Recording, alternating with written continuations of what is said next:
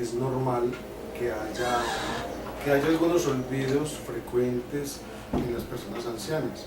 Se pierde parte de la memoria reciente, y al perderse parte de la memoria reciente, normalmente, entonces aparecen olvidos triviales. Eso es normal.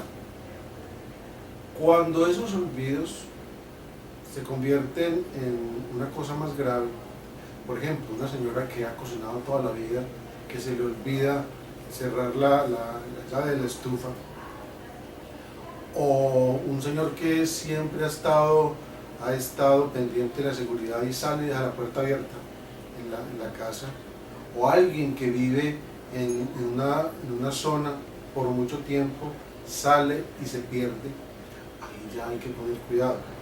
Hay que poner cuidado porque está pasando algo.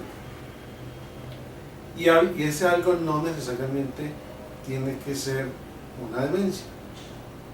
Hay enfermedades del cuerpo, no de la mente, que pueden llevar a que se produzcan olvidos y que se produzcan algunas alteraciones parecidas a las de la demencia. Por ejemplo, alteraciones de la tiroides pueden llevar a que se produzcan esos cambios. Alteraciones relacionadas con vitamina B12 y con ácido fólico pueden relacionarse con eso. Alteraciones que se presentan como después de mucho tiempo, como una neurosífilis, por ejemplo, que ahora ha empezado a aparecer más de esa clase de cosas. Puede ser un tumor cerebral, también puede producirlo. O si alguien en un carro que frenó muy fuerte hizo el fenómeno del latigazo, no solamente se afecta el cuello, sino que puede hacer fácilmente un hematoma subdural, y entonces ahí hay problemas. O medicamentos pueden también llevar a que se produzcan esa clase de alteraciones. No siempre entonces es una demencia. Cuando los olvidos empiezan a ser no solamente más frecuentes, sino más graves, pues hay que ponerles cuidado. Hay que hacer primero la investigación de si hay o no relación con una alteración física, y si uno no la encuentra, entonces ahí se empieza a pensar en alguna de las demencias que existen. Para mi gusto, el término demencia senil es un término incorrecto. Para mí la demencia senil no existe, porque decir demencia senil es como decir que todo el que llega a una determinada edad tiene demencia, y eso no es verdad, porque muchas personas que llegan a edades avanzadas tienen una capacidad mental mucho mejor que la de muchos jóvenes. Entonces, no siempre hay demencia, no siempre hay alteraciones de este tipo graves en las personas ancianas. Cuando ese deterioro aparece, o sea, cuando aparece la demencia como tal, es importante clasificarla y saber grande si es una demencia de tipo degenerativo, si es una demencia de tipo vascular, si es una demencia mixta, o si es una demencia que está asociada a otros trastornos que pueden ser parte de las enfermedades degenerativas del sistema nervioso central. Si nos ponemos a pensar en esas alteraciones, pues resulta que hay mucho para hacer. Hay muchas cosas para hacer, a pesar de que no son curables, ni son, para mi gusto, controlables, porque siempre hay un deterioro en estas personas, en estos pacientes, y ese deterioro de las facultades mentales superiores lleva indefectiblemente a un desenlace que no queremos en los pacientes, a pesar de los medicamentos, a pesar de todos los avances que hay en este momento. ¿Sí? Es otra cosa en la que yo soy muy claro con las personas. Cuando les doy un tratamiento para demencia, les digo, esto no le va a curar, esto puede mejorar un poco algunos síntomas, y además de eso, pues no va a parar el deterioro, solamente disminuye la pendiente del deterioro de la persona, del deterioro del paciente. No solamente se presentan alteraciones en la memoria, sino que se presentan alteraciones en la ejecución de cosas, se presentan alteraciones en pues esos olvidos que generalmente son recientes, pero también cuando se va avanzando en la enfermedad ocurre que puede haber alteraciones no solo en la evocación, sino en la fijación de la memoria, en la orientación, en la conducta, cuando se trata de una de esas demencias que alteran el lóbulo frontal.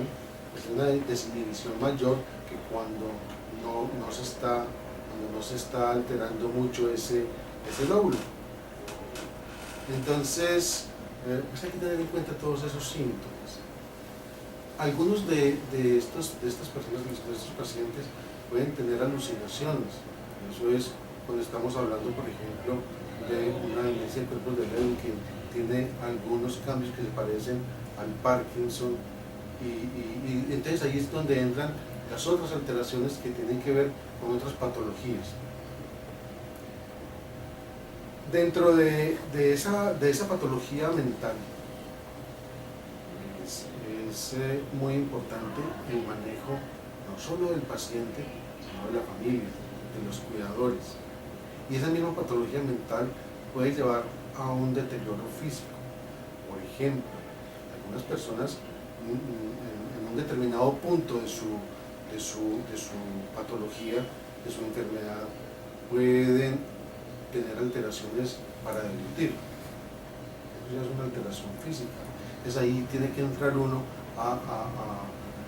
a echar mano de mecanismos físicos para poder mejorar el síntoma. Entonces, si la persona no es capaz de deglutir adecuadamente, si por rehabilitación no se puede lograr que vuelva a hacerlo, que es lo más frecuente, pues toca poner sondas. Hay que ponerle tubos para poderlos alimentar, por ejemplo. ¿Sí? Esa es otra cosa importante, la parte de la rehabilitación. Cuando hay una alteración física y se va a hacer una rehabilitación, personas con demencia tienen mal pronóstico en la rehabilitación, simplemente porque se les olvida cómo debe hacerse la rehabilitación. Entonces, tenemos una persona con una demencia, se cayó, hizo una fractura de cadera. La rehabilitación de esa fractura de cadera puede no ser la más adecuada para esa persona. ¿En qué sentido? En el sentido de que se puede quedar sentado, puede quedarse pues en una cama sin volver a tener la actividad que tenía antes, simplemente porque no tiene la voluntad no tiene la capacidad mental, la capacidad cognitiva para volver otra vez a estar como estaba antes. Entonces, pues en este momento las demencias, sobre todo la demencia de Alzheimer, que es la más frecuente, la que más se presenta y la que más tempranamente se presenta, están de moda. Entonces todo el mundo en este momento que tiene un olvido se estresa, se angustia y dice que le va a dar Alzheimer, porque va a tener una demencia, y consultan porque pues, tienen el olvido. Entonces, como decía al principio, hay que diferenciar entre esos olvidos leves y esos olvidos graves, que son los que hay que tener en cuenta, pero no quiere decir que de pronto en un momento determinado aparezcan esos olvidos leves y sean una de las primeras manifestaciones de una demencia. Hay que mirar y hay que investigar. Aparece otra entidad, que es el déficit cognitivo leve. Muchas de las personas con déficit cognitivo leve, que son alteraciones leves de las facultades cognitivas superiores, pues para decirlo así muy escuetamente, muchas de esas personas llegan finalmente a demencia, pero es importante detectarlas para tratar de hacer algo con ellas, tratar de hacer algún manejo desde el punto de vista de su deterioro cognitivo.